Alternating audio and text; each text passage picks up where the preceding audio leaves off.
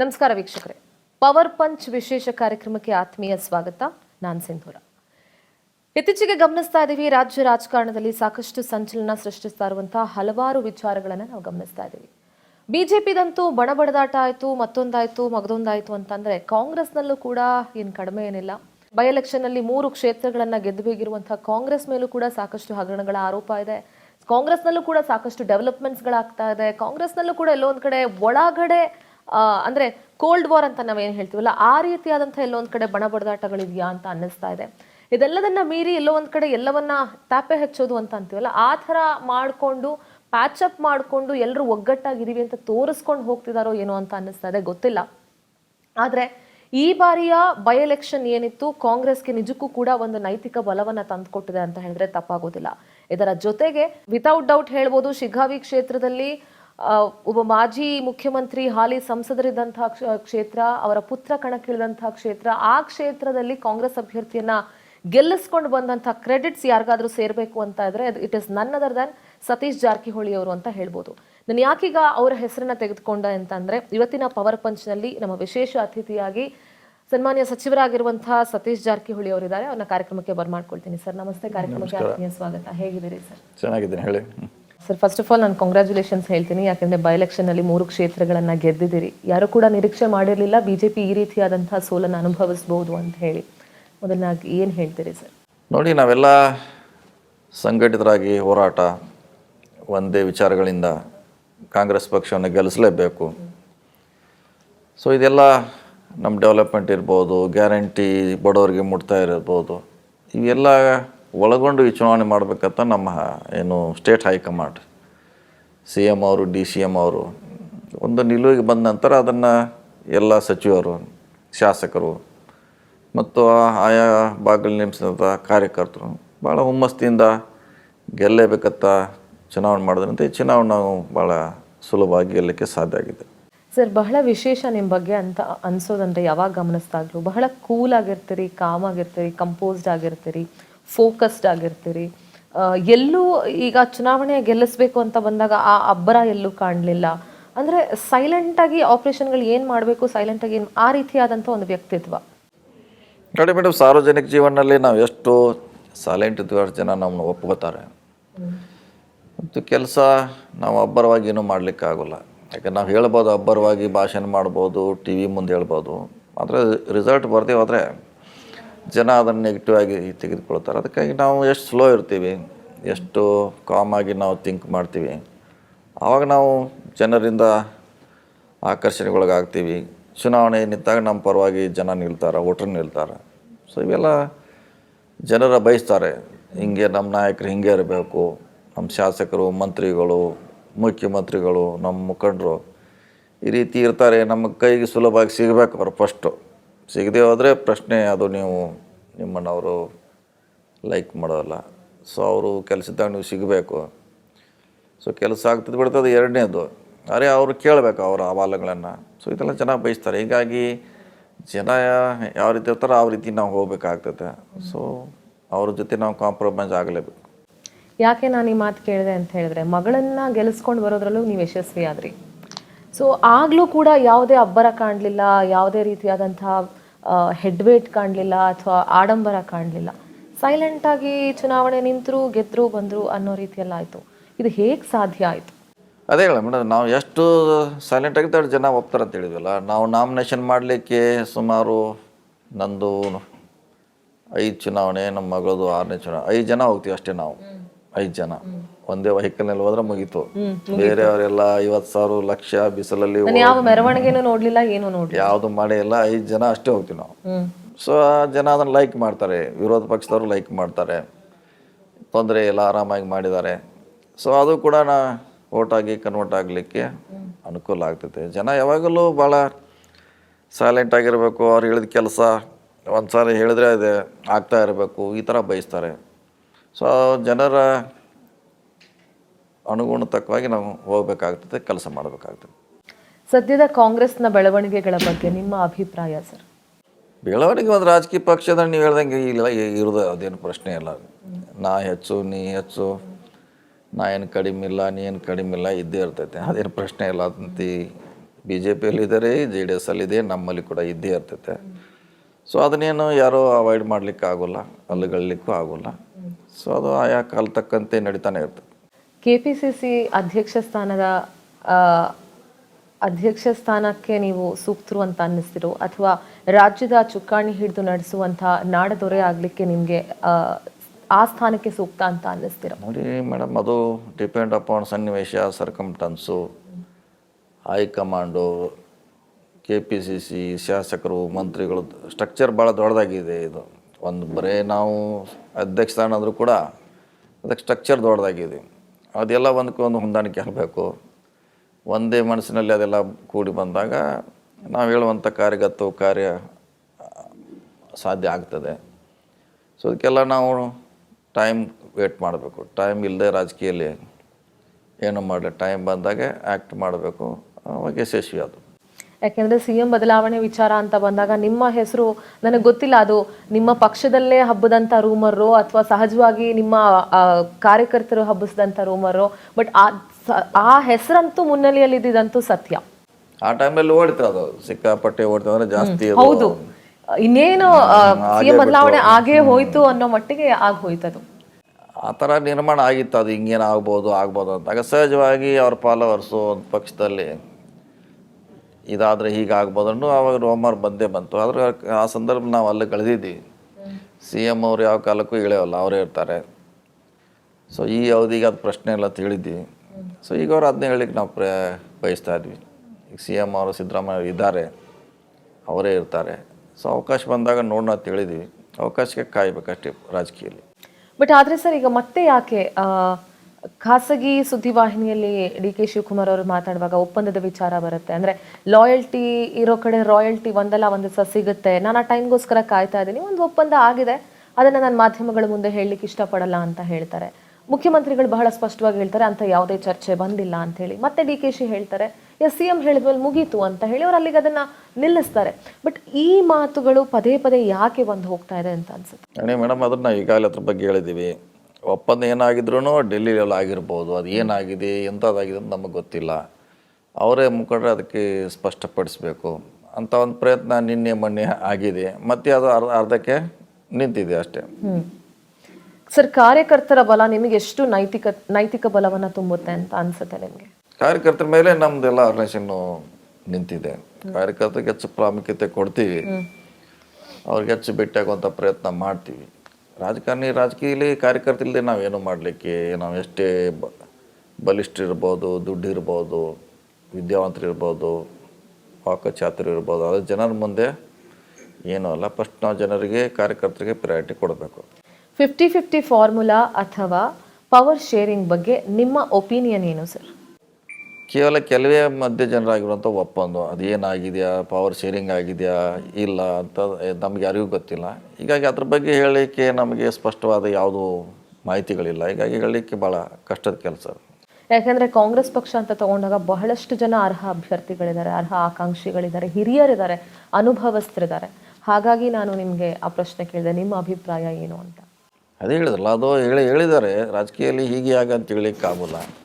ಅದ್ರ ಬಗ್ಗೆ ನಮ್ಗೆ ಸ್ಪಷ್ಟ ಮಾಹಿತಿ ಇಲ್ಲ ಅಂತಲೇ ಹೇಳೋದು ಭಾಳ ಕಷ್ಟ. ಯಾಕಂದ್ರೆ ಏನು ಒಪ್ಪಂದ ಆಗಿದೆಯಾ ಅಥವಾ ಇಲ್ಲ ಅನ್ನೋದು ಹೇಳೋದು ಭಾಳ ನಮ್ಮ ಈ ಸ್ಥಾನದಲ್ಲಿ ಭಾಳ ಕಷ್ಟ ಕೆಲಸ. ಹಾಸನದ ಸಮಾವೇಶ, ಈ ಸಮಾವೇಶದ ಬಗ್ಗೆನೂ ಸಾಕಷ್ಟು ಗೊಂದಲಗಳಿತ್ತು ಸರ್. ಹೆಸರು ಬದಲಾವಣೆ ಆಯಿತು. ಇದು ಸಿದ್ದರಾಮಯ್ಯನವರ ಬಲಪಡಿಸುವಂಥ ಶಕ್ತಿ ಪ್ರದರ್ಶನಕ್ಕೆ ಮುಂದಾಗಿದ್ದಂಥ ಸಮಾವೇಶವ ಅಥವಾ ಇದು ಯಾವುದನ್ನಕ್ಕೆ ನಾಂದಿ ಹಾಡಬೇಕಾದಂಥ ಸಮಾವೇಶ ಅಂತ ಅನಿಸ್ತಾ ಇತ್ತು? ನೋಡಿ, ಮೊನ್ನೆ ಗೆದ್ದಂಥ ಚುನಾವಣೆಗೆ 3 ಚುನಾವಣೆ ಗೆದ್ದಕ್ಕೆ ಅದೊಂದು ಸನ್ಮಾನ ಇರ್ಬೋದು ಅಥವಾ ಅಭಿನಂದನೆ ಕಾರ್ಯಕ್ರಮ ಇರ್ಬೋದು. ಅದು ನೀವು ಹೇಳ್ದಂಗೆ ಮುಂಚೆ ಹೇಳ್ದಂಗೆ ಅದೊಂದು ಬೇರೆ ವೇದಿಕೆಯಲ್ಲಿ ಸಮಾವೇಶ ಆಗ್ತಾಯಿತ್ತು. ಆದರೆ ಎಲ್ಲೋ ಒಂದು ಕಡೆ ಪಕ್ಷಕ್ಕೆ ಶಕ್ತಿ ಬರಲಿ, ಅದು ಕ್ರೆಡಿಟ್ ಬರಲಿ ಅಂತ ಮಾಡಿರ್ಬೋದು. ಮಾಡಿದ್ರಲ್ಲಿ ಏನು ತಪ್ಪಿಲ್ಲ. ಯಾಕೆ ನಾವು ಅಹಿಂದ ಅಂತ ಮಾಡಿದ್ರು ಅದು ಕಾಂಗ್ರೆಸ್ ಅಂತ ಮಾಡಿದ್ರು ಅಹಿಂದಾನೆ, ಆ ಥರ ಏನು ಪ್ರಶ್ನೆ. ಅದೇ ಜನ ಅಲ್ಲಿ ಬಂದಿರ್ತಾರೆ. ಹಿಂದಿನ ನಮ್ಮದು ಪೋಸ್ಟರ್ ಚೇಂಜ್ ಆಗ್ತೈತೆ ಹೊರತಾಗಿ ಜನಗಳ ಚೇಂಜ್ ಆಗೋಲ್ಲ. ಭಾಷೆನ ಅದೇ ಇರ್ತೈತೆ, ವಿಚಾರಗಳು ಅದೇ ಇರ್ತೈತೆ. ಹೀಗಾಗಿ ಕಾಂಗ್ರೆಸ್ ಮಾಡಿದ್ರು ಒಂದೇ, ನಮಗೆ ಅಹಿಂದ ಮಾಡಿದ್ರು ಒಂದೇ. ಇದೇನು ಹೊಸದಲ್ಲ. ಇಂಥ ಸಿದ್ದರಾಮೋತ್ಸವ ಮಾಡ್ತಾ ಹಿಂದೂ ಕೂಡ ಇದು ಸಮಸ್ಯೆ ಬಂದಿತ್ತು. ಅವಾಗೂ ಕಾಂಗ್ರೆಸ್ ಸಮಾವೇಶ ಮಾಡಿದ್ವಿ. ಮಧ್ಯೆ ಇದು ಗೊಂದಲ ಇದ್ದಿದೆ, ರಾಜಕೀಯದ ಮ್ಯಾಗ ಇದೆಲ್ಲ ಇದ್ದಿದೆ, ಸರಿಪಡಿಸುವಂಥ ಕೆಲಸ ಹಿರಿಯರು ಮಾಡ್ತಾರೆ. ಓಕೆ, ಸತೀಶ್ ಜಾರಕಿಹೊಳಿ ಅವರ ಸ್ಟ್ರೆಂತ್ ಏನು, ವೀಕ್ನೆಸ್ ಏನು? ಸ್ಟ್ರೆಂತ್ ಏನು ಅದೇ ಹೇಳೋದಿಲ್ಲ, ಅದು ನಮ್ಮ ಕಾರ್ಯಕರ್ತರ ಸ್ಟ್ರೆಂತು. ಅವ್ರನ್ನ ಎಷ್ಟು ನಾವು ಒಳ್ಳೆ ರೀತಿಯಿಂದ ಇಟ್ಕೋತೀವಿ ಅದೇ ನಮ್ಮದು ಸ್ಟ್ರೆಂತು. ಅವ್ರನ್ನ ವೀಕ್ ಮಾಡಿದ್ರೆ ಅದೇ ನಮ್ಮ ವೀಕ್ನೆಸ್ಸು. ಸೊ ಕಾರ್ಯಕರ್ತರೇ ಶಕ್ತಿ, ಕಾರ್ಯಕರ್ತರೇ ಹೌದು, ಅವ್ರು ಇಲ್ಲದೆ ನಾವು ರಾಜಕೀಯ ಏನು ಮಾಡಲಿಕ್ಕಾಗಲ್ಲ. ಸರ್, ನೀವು ಹೇಳಿದ್ರಿ ಆರಂಭದಲ್ಲಿ ನಮ್ಮ ಗ್ಯಾರಂಟಿಗಳನ್ನು ಜನ ಒಪ್ಕೊಂಡು ನಮ್ಮನ್ನು ಗೆಲ್ಲಿಸಿದ್ದಾರೆ ಬೈ ಎಲೆಕ್ಷನಲ್ಲಿ ಅಂತ. ಕಾಂಗ್ರೆಸ್ ಸರ್ಕಾರ ಅಧಿಕಾರಕ್ಕೆ ಬಂದ ಮೇಲೆ ಗ್ಯಾರಂಟಿಗಳ ಅನುಷ್ಠಾನ ಆಗಿದೆ ಅನ್ನೋದು ಬಿಟ್ಟರೆ ಅಭಿವೃದ್ಧಿ ನಿಜಕ್ಕೂ ಕೂಡ ಆಗ್ತಿದೆಯಾ ಅನ್ನುವಂಥ ಪ್ರಶ್ನೆ ಸಾರ್ವಜನಿಕ ವಲಯದಲ್ಲಿ ಮೂಡ್ತಾ ಇದೆ ಸರ್. ತಪ್ಪು ಕಲ್ಪನೆ ಇದೆ ಜನರಲ್ಲಿ. ಅಂದರೆ ವಿಶೇಷವಾಗಿ ವಿರೋಧ ಪಕ್ಷದವರು ಪದೇ ಪದೇ ವಾರಕ್ಕೊಂದ್ಸಾರಿ ಹೇಳ್ತಾರೆ ಅವರು, ಗ್ಯಾರಂಟಿಯಿಂದ ಕರ್ನಾಟಕ ಅಭಿವೃದ್ಧಿ ಆಗ್ತಾ ಇಲ್ಲ, ಸ್ಯಾಲ್ರಿ ಕೊಡ್ಲಿಕ್ಕೆ ಆಗ್ತಾ ಇಲ್ಲ, ಅದು ಇದು ಅಂತ. ಒಂದೊಂದು ಕಡೆ ಉದಾಹರಣೆ ಅಂಗನವಾಡಿಗೆ ನಾವು 2 ತಿಂಗಳಿಗೊಮ್ಮೆ ಕೊಡ್ತೀವಿ, ಕೆಲವು 6 ತಿಂಗಳಿಗೊಮ್ಮೆ ಸ್ಯಾಲ್ರಿ ಕೊಡ್ತೀವಿ. ನಾವು ಕೊಟ್ಟಿದ್ದಾರೆ, BJP ಅವರು ಕೊಟ್ಟಿದ್ದಾರೆ, ಎಲ್ಲ ಪಕ್ಷದವರು ಕೊಟ್ಟಿದ್ದಾರೆ, ಸಿಸ್ಟಮ್ ಹಂಗಿದೆ. ಆಮ್ಯಾಗೆ ಬೇರೆ ಬೇರೆ ಡಿಲೇ ಆಗ್ತೈತೆ. ಈ ಗೃಹಲಕ್ಷ್ಮಿ ಕೊಡಲಿಕ್ಕೆ 2 ತಿಂಗಳ ಸಾರಿ ಒಟ್ಟಿಗೆ ಕೂಡಿಸಿ ಕೊಡ್ತೀವಿ. ಆ 1 ತಿಂಗಳು ಹಿಡ್ಕೊಂಡು ಕೊಡ್ತಾರೆ ಅವರು, 1 ತಿಂಗಳಿಂದ ನೀವು ಕೊಟ್ಟಿಲ್ಲ, ಆರ್ಥಿಕ ದಿವಾಳಿ ಹೇಳಲಿಕ್ಕೆ ಶುರು ಮಾಡ್ತಾರೆ. ಸೊ ಸರ್ಕಾರ ಅಂದರೆ ಅದನ್ನ ಎಕ್ಯುರೇಟ್ ಇರೋಲ್ಲ, ಅದು ಎಕ್ಯುರೇಟ್ ಇರೋಲ್ಲ. ಹೀಗೆ ಹಿಂಗೆ ಕಂಪ್ಯೂಟರ್ ಥರ ಕೆಲಸ ಮಾಡೋಲ್ಲ, ಡಿಲೇ ಆದಾಗ ಸಂಬಳ ಅದನ್ನೇ ನಂಬ್ಕೊಂಡು ಜೀವನ ಮಾಡೋರು ಕಷ್ಟ. ಏನು ಮಾಡಲಿ, ಇವತ್ತು ಬಂದದಲ್ಲ, ಹಿಂದೆ BJPಯಲ್ಲೂ ಆಗಿದೆ, BJPಯಲ್ಲೂ ಇದು ಆಗಿದೆ. ನಮ್ಮ ಸರ್ಕಾರ ಅಷ್ಟೇ ಹೇಳ್ತಿಲ್ಲ, BJPಯಲ್ಲೂ ಆಗಿದೆ, ದಳದಲ್ಲಿ ಆಗಿದೆ. ಸೊ ಡಿಲೇ ಆಗಿದೆ. ಸರ್ಕಾರ ಅನ್ಬೇಕು ಇವತ್ತೇ 30 ಅಂದ್ರೆ 30ಕ್ಕೆ ನಾವು ಕೊಡೋಲ್ಲ, 10 ತಾರೀಕು ಕೊಡ್ತೀವಿ. ಒಂದೊಂದು ಸಾರಿ 6 ತಿಂಗಳು ಬಿಟ್ಟು ಕೊಟ್ಟದ್ದು ಉದಾಹರಣೆಗಳಿದ್ದಾವೆ. ಸೊ ಅದನ್ನೇ ಅವರು ಅಪಪ್ರಚಾರ ಮಾಡ್ತಾರೆ, ದಿವಾಳಿ ಆಗಿದ್ದಾರೆ, ಅವ್ರ ಕಡೆ ದುಡ್ಡಿಲ್ಲ, ಎಲ್ಲ ಹಣ ಗ್ಯಾರಂಟಿಗೆ ಹೋಗ್ತಾ ಇದೆ ಅಂತ. ಗ್ಯಾರಂಟಿ ಹಣ ಸಪ್ರೇಟ್ ಇದೆ, ಡೆವಲಪ್ಮೆಂಟ್ ಹಣ ಸಪ್ರೇಟ್ ಇದೆ. ಇಷ್ಟು ಸ್ಥಾನಗಳಿರುವಾಗ ಯಾಕೆ ಸರ್ ಇಷ್ಟೆಲ್ಲ ಆದರೂ ಕೂಡ ಹಗರಣಗಳ ಸುಳಿಯಲ್ಲಿ ಸರ್ಕಾರ ಸಿಕ್ಕಾಕೊಳ್ತಾ ಇದೆ? ಫಾರ್ ಎಕ್ಸಾಂಪಲ್ ಅಬಕಾರಿ ಇಲಾಖೆದಿರ್ಬೋದು, ಭೋವಿ ನಿಗಮದಿರ್ಬೋದು, ವಾಲ್ಮೀಕಿ ನಿಗಮದಿರ್ಬೋದು, ಬಹಳ ಮುಖ್ಯವಾಗಿ ಸರ್ಕಾರವನ್ನು ಮುಜುಗರಕ್ಕೀಡು ಮಾಡಿದಂದ್ರೆ ಮೂಡ ಹಗರಣ ಅಂತ ಹೇಳ್ಬೋದು. ಇದೆಲ್ಲ ಬೇಕಿತ್ತ ಸರ್ಕಾರಕ್ಕೆ ಅಂತ ಅನ್ಸೋದಿಲ್ವಾ ನಿಮಗೆ? ನೋಡಿ ಮೇಡಮ್, ಯಾರು ಮಾಡಬೇಕಂತ ಮಾಡಿದ್ದಲ್ಲ, ಎಂದೋ ಇಲ್ಲಿ ಬಂದೇ ಬರ್ತದೆ. ಇದು ಯಾರು ಮಾಡಬೇಕು, ನಾವು ಹಿಂಗೆ ಇದೆಲ್ಲ ನಮಗೆ ಇಷ್ಟೆಲ್ಲ ತಾಪತ್ರೆ ಬರೋದು ಯಾರೂ ಬಯಸೋದಿಲ್ಲ. ಒಂದ್ಸರಿ ಕಾಣದ ಆಗಿರ್ಬೋದು, ಕಾಣದ ಆಗಿದಾಗಿಂತ ಭಾಳಷ್ಟು ಉದಾಹರಣೆಗಳಿರ್ತಾವೆ. ಈ ಮೂಡ ನೀವು ಹೇಳಿದ್ದು ಇದು 20 ವರ್ಷದ ಸೀರಿಯಲ್ ಇದು. ಹೌದು, 21 ವರ್ಷ ಏನಾಯಿತು, ಈಗೇನಾಯಿತು, ಯಾಕಾಯ್ತನ್ನ ಇದು ಲೋಕಾಯುಕ್ತ ಮಾತ್ರ ತನಿಖೆ ಮಾಡಬೇಕು. ಈಗ ನಮ್ಮ ವರ್ಷ ನಾವು ಹೇಳ್ತೀವಿ, BJP ಅವರು ಅವ್ರ ವರ್ಷನ ಅವ್ರು ಹೇಳ್ತಾರೆ, ಅಂತಿಮವಾಗಿ ಲೋಕಾಯುಕ್ತರಿದ್ದಾರೆ, ಅವ್ರು ಹೇಳ್ಬೇಕಿದ್ರಾಗ ಏನು. ಇಡಿ ಪತ್ರ ಬರೆದಿದೆಯಲ್ಲ ಸರ್, ಅದ್ರ ಬಗ್ಗೆ ಏನು ಹೇಳ್ತೀರಿ? ಇಡಿ ಪತ್ರದಲ್ಲಿ ಬಹಳ ಸ್ಪಷ್ಟವಾಗಿ ಅವರು ಅಂದ್ರೆ ಡೈರೆಕ್ಟ್ ಆಗಿ ಹೇಳ್ತಿದ್ದಾರೆ, ಎಸ್ ಇದರಲ್ಲಿ ಅಕ್ರಮ ನಡೆದಿದೆ, ಸಿದ್ದರಾಮಯ್ಯ ಅವರ ಅಕ್ರಮ ಅಂದ್ರೆ ಅವರ ಕುಟುಂಬ ಅಕ್ರಮ ಮಾಡಿದೆ ಅಂತಾನೆ ಹೇಳ್ತಾ ಇದ್ದಾರೆ ಪತ್ರದಲ್ಲಿ. ನೋಡಿ ಮೇಡಮ್, ಅಂತಿಮವಾಗಿ ಇದು ಪ್ಯಾರಲಲ್ ಆಗಿ 2 ಏಜೆನ್ಸಿ ಬೇರೆ ಬೇರೆ ಇದೆ. ಅವ್ರದ್ದು ಲೆಟರ್ ಬರೆದು ನನಗೆ ಯಾಕೋ ಸರಿ ಅನಿಸ್ತಾ ಇಲ್ಲ. ಯಾಕಂದರೆ ಅವ್ರ ಏಜೆನ್ಸಿನೇ ಬೇರೆ, ಇವ್ರ ಏಜೆನ್ಸಿನೇ ಬೇರೆ. ಇವ್ರು ಮಾಡಿ ಇವ್ರು ತಮ್ಮ ವರದಿ ಕೊಡಬೇಕಿತ್ತು. ಇನ್ನೊಂದು ಏಜೆನ್ಸಿಗೆ ನೀವು ಹಿಂಗೆ ಮಾಡಿ ಹಂಗಾಗಿದೆ ಅಂತ ಹೇಳೋದು ಸರಿಯಾದ ಕ್ರಮ ಅಲ್ಲ. ಎಲ್ಲಿ ಅದರಲ್ಲಿ ರಾಜಕೀಯ ಸೇರಿದೆ ಅಂತ ಅನಿಸ್ತಾ ಇದೆ. ಲೋಕಾಯುಕ್ತ ಅವ್ರು ತಮ್ಮದೇ ಅಂತ ತಮ್ಮ ದಾಟಿಯಲ್ಲಿ ಅವ್ರು ಮಾಡ್ತಾರೆ. ಸೊ ಎಲ್ಲೇ ಒಂದು ಕಡೆ ಸಮಸ್ಯೆ ಸುಳಿಯಲ್ಲಿ ಸಿಕ್ಕಿಸ್ಲಾಕ್ಲಿಕ್ಕೆ ಪ್ರಯತ್ನ ಮಾಡ್ತಾರೆ. ಆದರೂ ಅಂತಿಮವಾಗಿ ಕೋರ್ಟ್ ಇದೆ, ನ್ಯಾಯಾಲಯ ಇದೆ, ನ್ಯಾಯ ಸಿಗುತ್ತೆ. ಹಗರಣಗಳ ಸುಳಿಯಲ್ಲಿ ಸಿಕ್ಕಾಕೊಂಡು ಮುಜುಗರಕ್ಕೀಡಾಗಿದ್ದಂಥ ಕಾಂಗ್ರೆಸ್ ಸರ್ಕಾರಕ್ಕೆ BJPಯ ಬಣ ಬಡಿದಾಟ ವರ ಆಯ್ತಾ ಅವ್ರ ಬಾಯಿ ಮುಚ್ಚಿಸ್ಲಿಕ್ಕೆ? ಇಲ್ಲ ಮೇಡಮ್, ಅವ್ರ ಜಗಳ ಏನು ಹೊಸದೇನಲ್ಲ, ಸುಮಾರು ದಿನಗಳಿಂದ ನಡೀತಾನೆ ಇದೆ. ಮಹಾಭಾರತ ರಾಮಾಯಣ ಹಳಿದೆ, ಅದು ಹೊಸದೇನಲ್ಲ. ಅವ್ರು ಜಗಳ ಆಡ್ತಿರ್ತಾರೆ, ಅವ್ರ ಪಾಡಿಗೆ ಅವ್ರು ಇರ್ತೈತೆ. ಅದರಿಂದ ನಮ್ಗೆ ಲಾಭ ಆಗ್ತೈತೆ ಹೇಳಲಿಕ್ಕಾಗೋಲ್ಲ. ಅವರು ಜಗಳ ಮಾಡ್ಬೋದು, ಹೊಡೆದಾಡ್ಬೋದು. ನಮ್ಮದೇ ಸರ್ಕಾರ, ನಮ್ಮ ಕೈಯಲ್ಲಿ ಸರ್ಕಾರ ಕೊಟ್ಟಿದೆ, ಒಳ್ಳೆ ಸರ್ಕಾರ ಕೊಡೋದು ನಮ್ಮ ಡ್ಯೂಟಿ. ಸೊ ಆ ಥರ ಲಾಭ ಆಗಿದೆ ಅಂತ ಹೇಳಲಿಕ್ಕೆ ಆಗಲ್ಲ. ಅದು ಸ್ವಲ್ಪ ಮಟ್ಟಿಗೆ ಜನ ಡೈವರ್ಟ್ ಆಗೇ ಆಗ್ತಾರೆ. ಅವರು ಈಗ ಪೀಕಿಗೆ ಹೋಗಿದ್ದಾರೆ, ಅವರು ಜಗಳ ಭಾರಿ ಪೀಕಿಗೆ ಹೋಗಿದೆ. ಅದು ಲಾಭ ಆಗಿದೆ ಅಂದರೂ ಕೂಡ ಅದು ಟೈಮಿಂಗ್ ಆಗ್ತಾರೆ. ಅದು ಕೂಡ ನಾವು ನಮ್ಮದೇ ಅಂತ ಸರ್ಕಾರ ನಾವು ಒಳ್ಳೆಯ ರೀತಿ ನಡೆಸಲಿಕ್ಕೆ ನಾವೆಲ್ಲ ಪ್ರಯತ್ನ ಮಾಡಿದ್ವಿ. BJP ಸರ್ಕಾರ ಇದ್ದಾಗ BJPಯ ಹಗರಣಗಳ ಬಗ್ಗೆ ಅಷ್ಟು ಗಟ್ಟಿಯಾಗಿ ನಿಲುವು ತೆಗೆದುಕೊಂಡಂಥ ಅಥವಾ ಹೋರಾಟ ನಡೆಸಿದಂಥ ಕಾಂಗ್ರೆಸ್ ಸರ್ಕಾರ ಅಧಿಕಾರಕ್ಕೆ ಬಂದಾಗ ಯಾಕೆ BJPಗರ ವಿರುದ್ಧ ಕ್ರಮ ತೆಗೆದುಕೊಳ್ಳೋದಕ್ಕೆ ಮುಂದಾಗ್ತಾ ಇಲ್ಲ? ಯಾಕೆ ಮೀನಾಮೇಷ ಎಣಿಸ್ತಾ ಇದ್ದೀರಿ? ನೋಡಿ, ಅದು ನಮ್ಮ ಕೈಲಿಲ್ಲ. SIT ಕಡೆ ಇದೆ, ಲೋಕಾಯುಕ್ತ ಕಡೆ ಇದೆ, ಇಲಾಖಾ ಎನ್ಕ್ವೈರಿ ಇದೆ. ಅವ್ರು ಮಾಡಿ ರಿಪೋರ್ಟ್ ಕೊಡಬೇಕು. ಕೊಡದೇ ಅವ್ರಿಗೆ ನಾವೇನು ಮಾಡಲಿಕ್ಕಾಗಲ್ಲ. ಈಗ ಹೇಳ್ದಂಗೆ ನೀವು ಸ್ವಲ್ಪ ಹುಡುಕ್ತಿದ್ದಾರೆ, ಇವರು ಎಲ್ಲಿದೆ, ಎಲ್ಲಿ ಪಾಲಿದೆ ಕೂಡಿ ಅಂತ ಇವರು ಹುಡುಕ್ತಿದ್ದಾರೆ. ಯಾಕಂದ್ರೆ ಇವರು ಸುಮ್ಮನೆ ಕೂತಿದ್ರು.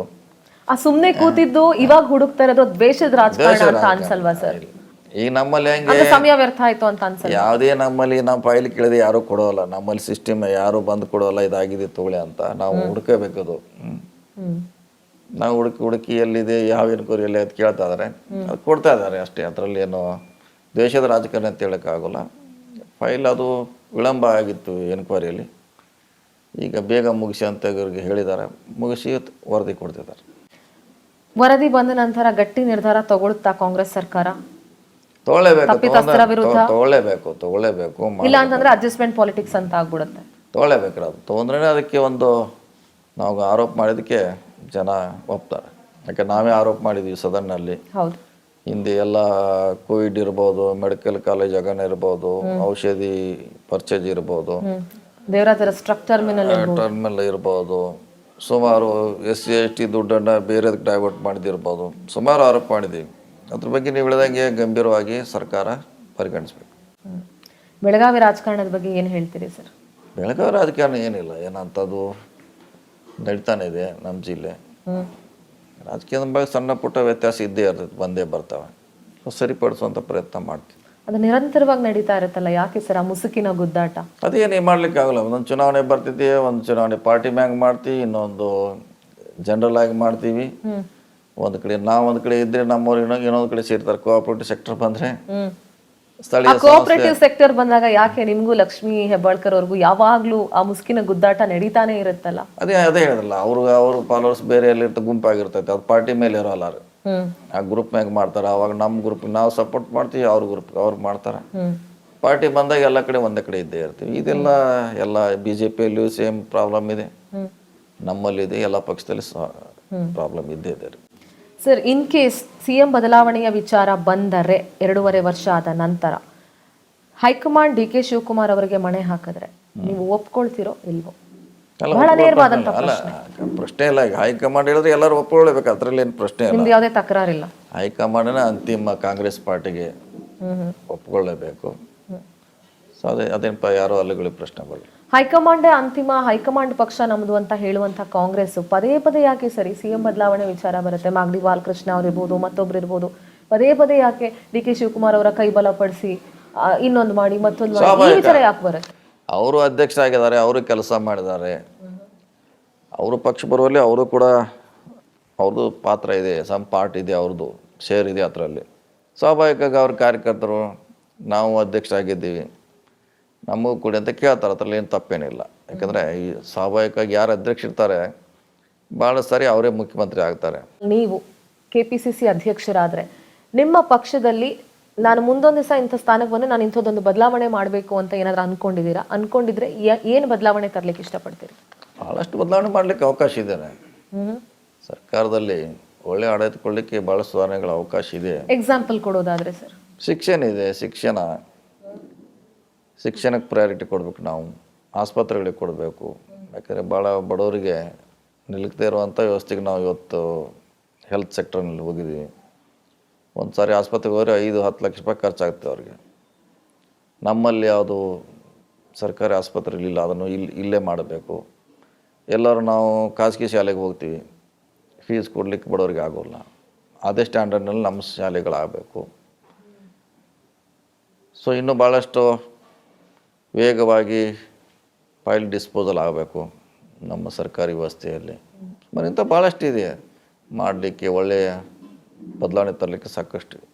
ಪ್ರತಿ ಬಾರಿ ಕೋಟ್ಯಾಂತರ ರೂಪಾಯಿ ಅಧಿವೇಶನ ಖರ್ಚಾಗುತ್ತೆ, ಅದು ಇದು ಅಂತೆಲ್ಲ ಹೇಳಿ. ಆದರೆ ಉತ್ತರ ಕರ್ನಾಟಕ ಅಥವಾ ಕಲ್ಯಾಣ ಕರ್ನಾಟಕ ಭಾಗದ ಅಭಿವೃದ್ಧಿ ಯಾಕೆ ಆಗ್ತಾ ಇಲ್ಲ ಸರ್? ಚರ್ಚೆಗೆ ಕೋಟಿ ಕೋಟಿ ಖರ್ಚಾಗ್ತಾ ಇದೆ ಹೊರತು ಅಭಿವೃದ್ಧಿ ವಿಚಾರಕ್ಕೆ ಬಂದಾಗ ಮರೀಚಿಕೆಯಾಗಿ ಉಳ್ಕೊಂಡಿದೆ. ನೀವು ಇಲ್ಲ ಅಂತಿರೋ ಒಪ್ಕೊಳ್ತಿರೋ ನನಗಂತೂ ಗೊತ್ತಿಲ್ಲ ಸರ್. ನಾನು ಟ್ರಾವೆಲ್ ಮಾಡಿದ್ದೀನಿ ಬಹಳಷ್ಟು ಭಾಗಗಳಲ್ಲಿ, ಇನ್ನೂ ಅವ್ರಿಗೆ ಬೇಸಿಕ್ ಫೆಸಿಲಿಟೀಸ್ ಕೂಡ ಸಿಕ್ಕಿಲ್ಲ. ಹೇಳಿ ಮೇಡಮ್, ಒಂದೇ ಸಾರಿ ಸರ್ಕಾರದಕ್ಕೆ ಕೊಡಲಿಕ್ಕೆ ಯಾವುದಕ್ಕೂ ಸಾಧ್ಯ ಇಲ್ಲ. ನಾವು ಕೊಡುವಂಥ ಬಜೆಟು ಅದು 10-20% ಮಾತ್ರ ಸಾಲತ್ತೆ. ಇನ್ನು 80% ಹಂಗೆ ಸೈಕಲ್ನಲ್ಲಿ ಉಳಿತಿದೆ. ಅದು ಬರಬೇಕಾದ್ರೆ 5 ವರ್ಷ ಬೇಕು ಅದಕ್ಕೆ. ಈಗ ನಾವು ಈ ಬಜೆಟ್ ಕೊಟ್ಟರೆ 20% ನಾನು ಇಲಾಖೆಯನ್ನು ಸಮಾಧಾನ ಮಾಡ್ಬೋದು, ಎಲ್ಲ ಇಲಾಖೆ. 100ಕ್ಕೆ 100 ಮಾಡ್ಬೇಕಾದ್ರೆ ನಮ್ಮ ಬಜೆಟ್ ಗಾತ್ರ 10 ಕೋಟಿ ಆಗಬೇಕು, 10 ಲಕ್ಷ ಕೋಟಿ. ಬಟ್ ಹಂತವಾಗಾದ್ರೂ ಒಂದ್ ಸ್ವಲ್ಪ ಆದ್ರೂ ಅಭಿವೃದ್ಧಿ ಆಗ್ಬೇಕಿತ್ತಲ್ಲ ಅದಕ್ಕೆ ಭಾಳಷ್ಟು ಆ ಸಮಸ್ಯೆ ಇದೆ. ಭಾಗದಲ್ಲಿ ಇನ್ನೂ ಹೆಲ್ತ್ ಇಶ್ಯೂಸ್ ತುಂಬಾನೇ ಇದೆ. ಗರ್ಭಿಣಿಯರ ಸರಣಿ ಸಾವುಗಳಿದೆ, ಅಥವಾ ಮಕ್ಕಳು ನವಜಾತ ಶಿಶುಗಳ ಸಾವುಗಳಿದೆ. ಆಮೇಲೆ ಪ್ಯೂರ್ ಆಗಿರೋ ವಾಟರ್ ಸಿಗ್ತಾ ಇಲ್ಲ ಅವ್ರಿಗೆ ಕುಡಿಲಿಕ್ಕೆ. ಅಟ್ಲೀಸ್ಟ್ ಈ ಫೆಸಿಲಿಟೀಸ್ ಆದ್ರೂ ನಿಮ್ಗೆ ಇಂಪಾರ್ಟೆಂಟ್ ಅಂತ ಅನ್ಸುತ್ತಾ ಹೇಗೆ? ಕೊಡ್ಲೇಬೇಕು ಮೇಡಮ್, ಅದೆಲ್ಲ ಏಕಕಾಲಕ್ಕೆ ಕೊಡ್ಲಿಕ್ಕಂತ ಅಸಾಧ್ಯ. ಯಾಕಂದರೆ ನಾನು ಹೇಳಿದೆಲ್ಲ, ಅದಕ್ಕೂ ಈಗ ನಾವು ಕೊಡುವಂಥ ಬಜೆಟು ಸಾಲಲ್ಲ. ಸೊ ಅದು ಮಾಡ್ಬೇಕಾದ್ರೆ ಇನ್ನೂ ನಮ್ಮ ಬಜೆಟು ಜಾಸ್ತಿ ಆಗಬೇಕು, ಕ್ವಾಲಿಟಿ ವರ್ಕ್ ಆಗಬೇಕು, ಕ್ವಾಲಿಟಿ ಫೆಸಿಲಿಟಿ ಸಿಗಬೇಕು. ಸೊ ಭಾಳಷ್ಟು ವಿಷಯ ಇದ್ದಾವೆ, ಅವೆಲ್ಲ ಸರಿಪಡಿಸಿದ್ರೆ ಬಹುಶಃ ಮುಂದಿನ ದಿನಗಳಲ್ಲಿ ಮಾಡಲಿಕ್ಕೆ ಸಾಧ್ಯ ಆಗ್ತದೆ. ಬೆಳಗಾವಿ ರಾಜಕಾರಣದ ಬಗ್ಗೆ ಕೇಳಿದೆ, ಆ್ಯಂಡ್ ಕೋಆಪರೇಟಿವ್ ಸೆಕ್ಟರ್ ರಾಜಕಾರಣದ ಬಗ್ಗೆ ಮಾತನಾಡಿದೆ ನಿಮ್ಮ ಹತ್ರ. ಸಹೋದರರ ನಡುವಿನ ರಾಜಕಾರಣ ಯಾವ ರೀತಿ ಇದೆ ಸರ್? ಬೇರೆ ಬೇರೆ ಇದೆ, ಅವ್ರ ಐಡಿಯಾಲಜಿ ಬೇರೆ, ಅವ್ರ ಸಿದ್ಧಾಂತ ಬೇರೆ, ಅವ್ರ ಕಾನ್ಸ್ಟಿಟ್ಯೂನ್ಸಿನೇ ಬೇರೆ. ಹಿಂಗಾಗಿ ನಾವು ಕ್ಲಾಶ್ ಆಗೋ ಪ್ರಶ್ನೆ ಉದ್ಭವಿಸಲ್ಲ. ಯಾಕೆ ಕಾನ್ಸ್ಟಿಟ್ಯೂನ್ಸಿ ಬೇರೆ ಬೇರೆ ಇದೆಲ್ಲ. ಹಿಂಗಾಗಿ ಅಲ್ಲೆಲ್ಲೂ ಎದುರಾಗುವಂಥ ಪ್ರಶ್ನೆ ಎಲ್ಲೂ ಉದ್ಭವಿಸೋಲ್ಲ. ಮಗಳಿಗೆ ಯಾವ ರೀತಿಯಾದಂತಹ ಗೈಡೆನ್ಸ್ ಅನ್ನ ಕೊಡ್ತಾ ಇದ್ದೀರಿ? ಇದೇ ಜಾಸ್ತಿ ಅಪ್ರೋಚ್ ಆಗಬೇಕು, ಕಾನ್ಸ್ಟಿಟ್ಯೂನ್ಸಿಗೆ ಹೋಗ್ಬೇಕು, ಜನರ ಬಳಿ ಇರಬೇಕು. ಯಾಕೆ ಜನ ನಮಗೆ ಗೆಲ್ಲಿಸಿದ್ದಾರೆ ಅಂಥ ಕಷ್ಟದ ಪರಿಸ್ಥಿತಿಯಲ್ಲಿ, ಕಷ್ಟದ ಪಾರ್ಲಿಮೆಂಟ್ ಭಾಗದಲ್ಲಿ. ಸೊ ಸಾಧ್ಯ ಆದಷ್ಟು ಜನರನ್ನು ಅಪ್ರೋಚ್ ಆಗಬೇಕು, ಭೇಟಿ ಆಗಬೇಕು, ಸಾಧ್ಯಷ್ಟು ಕೆಲಸ ಮಾಡಬೇಕಂತ ಅವ್ರಿಗೆ ಹೇಳಿದ್ವಿ. ಮತ್ತು ಆ ರೀತಿ ಅವರು ಪ್ರವಾಸ ಮಾಡ್ತಿದ್ದಾರೆ. ಸೊ 28ರಲ್ಲಿ ಹೈಯೆಸ್ಟ್ ಪ್ರವಾಸ ಮಾಡೋಲ್ಲಿ ಅವಳು ಒಬ್ಬಳು. ಓಕೆ, ಅವರು ಓಡಾಡ್ತಾರೆ. ಈಗ ಸೆಷನ್ ನಡೀತಾ ಇದೆ ಅಲ್ಲೂ ಸಂಸತ್ತಲ್ಲಿ. ಸೊ ಅಲ್ಲಿ ಏನಾದ್ರು ಪ್ರಶ್ನೆಗಳನ್ನ ಕೇಳಿದಾರಾ? ಕೇಳ್ತಾರೆ, ಪ್ರಶ್ನೆಗಳನ್ನ ಕೇಳ್ತಿರ್ತಾರೆ. ನಾವು ಕೂಡ ಅವ್ರಿಗೆ ಗೈಡ್ ಮಾಡ್ತೀವಿ, ಇಂಥದ್ದು ಕೇಳಿ. ಯಾಕಂದ್ರೆ ಅವ್ರಿಗೆ ಐಡಿಯಾ ಇಲ್ಲ ಏನು ಕೇಳಬೇಕಂತ.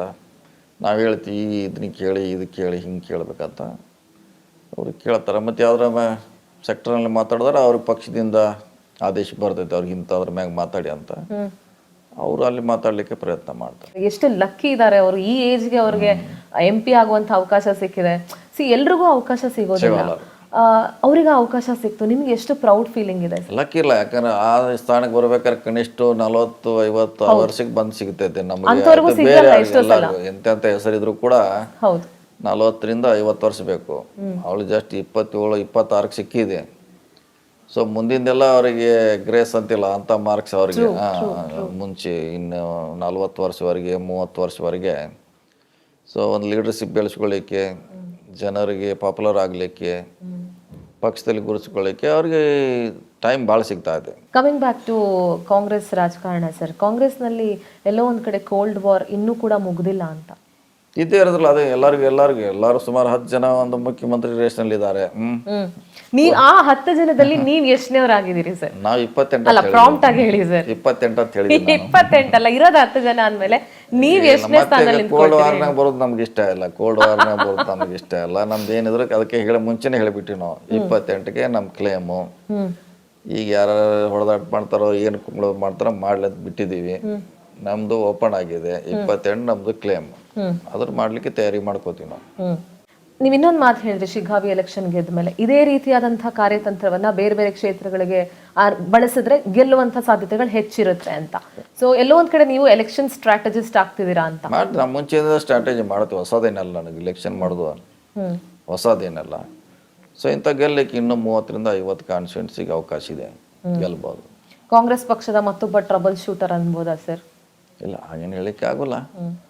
ಟ್ರಬಲ್ ಶೂಟರ್ ಅಂತ ಕಾಂಗ್ರೆಸ್ ಏನೋ ಕೆಲಸ ಕೊಡ್ತೈತೆ, ಅದನ್ನು ಒಳ್ಳೆ ರೀತಿಯಿಂದ ನಿಭಾಯಿಸ್ತೀವಿ. ಪಕ್ಷನ ಅಥವಾ ಸಿದ್ದರಾಮಯ್ಯ ಅವರ ಅಂತ ಬಂದರೆ ಯಾವುದನ್ನ ಆಯ್ಕೆ ಮಾಡ್ತೀರಿ ಸರ್? ಫಸ್ಟ್ ಪಾರ್ಟಿನ ಮಾಡಬೇಕಾಗುತ್ತೆ. ಫಸ್ಟ್ ಪಾರ್ಟಿ, ಆಮೇಲೆ ನೆಕ್ಸ್ಟ್ ಸಿದ್ದರಾಮಯ್ಯ ಅವರು. Party first. ಯಾಕೆ ಪಾರ್ಟಿ ಬೇಸ್ ಇಲ್ಲದೆ ನಾವೇನು ಮಾಡ್ಲಿಕ್ಕೆ, ನಮ್ಮ ಶಕ್ತಿ ಇರ್ಬೋದು, ಸಿದ್ದರಾಮಯ್ಯ ಶಕ್ತಿ ಇರ್ಬೋದು. ಪಾರ್ಟಿ ಇಲ್ಲದೆ ಅವರು CM ಆಗ್ಲಿಕ್ಕೆ ಸಾಧ್ಯ ಆಗ್ತಿರಲಿಲ್ಲ, ನಾವು ಮಂತ್ರಿ ಆಗ್ಲಿಕ್ಕೆ ಸಾಧ್ಯ ಆಗ್ತಿರಲಿಲ್ಲ. Party first. ಈ ಉಚಿತ ಯೋಜನೆಗಳನ್ನ ಏನು ಕೊಟ್ಟಿದ್ರಿ, ಅದರಲ್ಲಿ ಆರೋಗ್ಯನ ಯಾಕೆ ಸೇರಿಸಬಾರ್ದು? ಮಾಡ್ಬೋದು, ಮುಂದಿನ ದಿನಗಳಲ್ಲಿ ಮಾಡ್ಲಿಕ್ಕೆ ಅವಕಾಶ ಇದೆ. ಗ್ಯಾರಂಟಿ ಕೊಟ್ಟು ಕೂಡ ನಾವು ಅದು ಮಾಡ್ಬೋದು. ಯಾಕೆ ನಮ್ಮದು ಪ್ರತಿ ವರ್ಷ ನಮ್ಮ ಆದಾಯ ಇನ್ಕ್ರೀಸ್ ಆಗುತ್ತೆ. ಆ ದುಡ್ಡನ್ನು ಈ ಸೆಕ್ಟ್ರಿಗೆ ಬಳಸ್ಕೋಬೋದು. ಒಂದೇ ಸಾರಿ ಒಂದು 10,000 ರೂಮ್ ಕಟ್ಸ್ಬೋದು ಶಾಲೆಗಳಿಗೆ. 10,000 ಒಂದು 3-4 ವರ್ಷ ಕಟ್ಸಿಬಿಟ್ರೆ ನಿಮ್ಮದು ಫುಲ್ಫಿಲ್ ಆಗುತ್ತೆ. ಆಸ್ಪತ್ರೆಗಳಿಗೆ ಡಾಕ್ಟರ್ ಬರುವಂಥ ಸಮಸ್ಯೆ ಇದೆ, ಡಾಕ್ಟರ್ ಯಾರು ಬರ್ತಾ ಇಲ್ಲ. ಈ ಸಮಸ್ಯೆ ಇರೋದು ಡಾಕ್ಟ್ರುಗಳು. ನಾವು ಎಷ್ಟೇ ಸಾರಿ ಕಲ್ಪನೆ ಮಾಡಿ ಡಾಕ್ಟ್ರ್ ಬರೋಲ್ಲ. ಬಂದರೂ ಕೂಡ 6 ತಿಂಗಳು ಇರ್ತಾರೆ, 1 ವರ್ಷ ಇರ್ತಾರೆ. ಒಳ್ಳೆ ಆಪರ್ಚುನಿಟಿ ಬರ್ತೇ ಬಿಟ್ಟು ಹೋಗ್ತಾರೆ. ಹಿಂಗಾಗಿ ನಮ್ಗೆ ಆಸ್ಪತ್ರೆ ನಡೆಸೋದು ಆ ನಿಟ್ಟಿನಲ್ಲಿ ಕಷ್ಟದ ಕೆಲಸ. ಸೊ ಅದಕ್ಕೆ ಒಂದು ಸಮಗ್ರ ಚಿಂತನೆ ಆಗ್ಬೇಕು ಸರ್ಕಾರದಲ್ಲಿ. ಈ ಎಲ್ಲ ಬೆಳವಣಿಗೆಗಳ ಬಗ್ಗೆ ಏನು ಹೇಳಕ್ಕೆ ಇಷ್ಟಪಡ್ತೀರಿ ಸರ್? ಬೆಳವಣಿಗೆ ರಾಜಕೀಯ ಅಂದ್ರೆ ಇದ್ದೇ ಅದ್ರ ಇದೆ. ಮಾರ್ನಿಂಗ್ ಹೆಂಗೆ ಸೂರ್ಯೋದಯ ಆಗ್ತೈತಿ, ಹೆಂಗೆ ಸಮಸ್ಯೆ ಶುರು ಆಗ್ತೈತೆ, ಸಂಜೆ ಯಾವಾಗ ಮುಳುಗ್ತೈತೆ, ಶಾಂತ ಆಗ್ತೈತೆ. ಸಮುದ್ರ ಇದ್ದಂಗೆ ಇದು, ರಾತ್ರಿ ಜಾಸ್ತಿ ಅಬ್ಬರಿಸ್ತದೆ, ಯಾವ ಕ್ಷಣದಲ್ಲಿ ಏನು ಬೇಕಾದರೂ ಬದಲಾವಣೆ. ದೇಹದಲ್ಲಿ ಶಾಂತಿ ಇರ್ತೈತೆ. ರಾಜಕೀಯನೂ ಹಂಗೆ, ಒಂದು ಸಾರಿ ಸಡನ್ ಆಗಿ ಯಾವುದೋ ಇಶ್ಯೂ ಬರ್ತೈತೆ, ಡೆಲ್ಲಿವರೆಗೆ ಹೋಗ್ತದೆ, ಒಂದು ರಾಜಧಾನಿವರೆಗೆ ಬರ್ತೈತೆ, ಒಂದು ಜಿಲ್ಲೆಗೆ ಬರ್ತೈತೆ. ಸೊ ಇದ್ದೇ ಇರ್ತೈತಿ. ಅದನ್ನೇ ಸರಿಪಡಿಸೋದೇ ರಾಜಕಾರಣಿ ಸರ್ಕಾರದ ಕೆಲಸ. ರಾಜ್ಯದ ಜನರಿಗೆ ಏನು ಹೇಳಕ್ಕೆ ಇಷ್ಟಪಡ್ತೀರಿ ಸರ್? ಒಳ್ಳೆ ಕೆಲಸ ಅವ್ರ ಆಶೀರ್ವಾದದಿಂದ ನಾವು ಅಧಿಕಾರಕ್ಕೆ ಬಂದಿದ್ವಿ. ಒಳ್ಳೆ ಕೆಲಸ ಮಾಡ್ಲಿಕ್ಕೆ ಪ್ರಯತ್ನ ಮಾಡ್ತಾ ಇದ್ವಿ. ಆದರೆ ಒಂದೇ ಸಾರಿಗೆ ನಾವು ಎಲ್ಲನೂ ಅಚೀವ್ ಮಾಡಲಿಕ್ಕಾಗಲ್ಲ, ಟೈಮ್ ಬೇಕಾಗ್ತದೆ. ಆ ನಿಟ್ಟಿನಲ್ಲಿ ಸಿದ್ದರಾಮಯ್ಯ ಅವರ ಸರ್ಕಾರ ಕೆಲಸ ಮಾಡ್ತಾ ಇದೆ. ಸೊ ನಮ್ಮ ಮ್ಯಾಗ ಭರವಸೆ ಇಡಬೇಕು, ಅವರು ಒಳ್ಳೆ ಕೆಲಸ, ಒಳ್ಳೆ ಸರ್ಕಾರ ಕೊಡ್ತೀವಿ. Right sir, thank you so much. ಇಷ್ಟೊತ್ತು ನಮ್ಮ ಜೊತೆಗಿದ್ದು ಹಲವಾರು ವಿಚಾರಗಳನ್ನು ಹಂಚ್ಕೊಂಡಿದ್ದೀರಿ. ಧನ್ಯವಾದ ನಿಮಗೆ. ಆ್ಯಂಡ್ ನಿಮ್ಮ 2028ರ ಆಶೆ ಏನಿದೆ ಅದು ಈಡೇರಲಿ ಅಂತ ನಾನು ಕೂಡ ಆಶಿಸ್ತೀನಿ. Thank you so much. ಮತ್ತೊಮ್ಮೆ ನಿಮ್ಮ ಎಲ್ಲ ಕಾರ್ಯ ಯೋಜನೆಗಳಿಗೂ ಕೂಡ ಯಶಸ್ಸು ಸಿಗಲಿ ಅಂತ ಆಶಿಸ್ತೀನಿ ಸರ್. ಧನ್ಯವಾದ. ನೋಡಿದಲ್ಲ ವೀಕ್ಷಕರೇ, ಇದಿಷ್ಟು ಮಾನ್ಯ ಸಚಿವರಾದಂಥ ಸತೀಶ್ ಜಾರಕಿಹೊಳಿ ಅವರ ಮನದಾಳದ ಮಾತುಗಳಿತ್ತು. ಹಲವಾರು ವಿಚಾರಗಳನ್ನು ಹಂಚ್ಕೊಂಡ್ರವರು. ಅವ್ರ ಎಲ್ಲ ಕಾರ್ಯ ಯೋಜನೆಗಳು ಏನೇನು ಹಾಕ್ಕೊಂಡಿದ್ದಾರೆ ಅದೆಲ್ಲವೂ ಕೂಡ ಒಳ್ಳೆಯದಾಗಲಿ, ಕಾಂಗ್ರೆಸ್ ಸರ್ಕಾರ ಒಳ್ಳೆಯ ಆಡಳಿತವನ್ನು ನೀಡ್ತಾ ಹೋಗಲಿ, ಈ ಹಗರಣಗಳ ಸುಳಿಯಿಂದ ಮುಕ್ತರಾಗಿ ಜನರಿಗೆ ಬೇಕಾಗಿರುವಂಥ ಒಳ್ಳೆ ಆಡಳಿತ ನೀಡಲಿ ಅಂತ ನಾನು ಕೂಡ ಆಶಿಸ್ತಾ ಈ ಪವರ್ ಪಂಚ್ ಕಾರ್ಯಕ್ರಮವನ್ನು ಇಲ್ಲಿಗೆ ಮುಗಿಸ್ತಾ ಇದ್ದೀನಿ. ನೋಡ್ತಾ ಇರಿ ಪವರ್ ಟಿವಿ, ಇದು ನಿಮ್ಮ ಶಕ್ತಿ.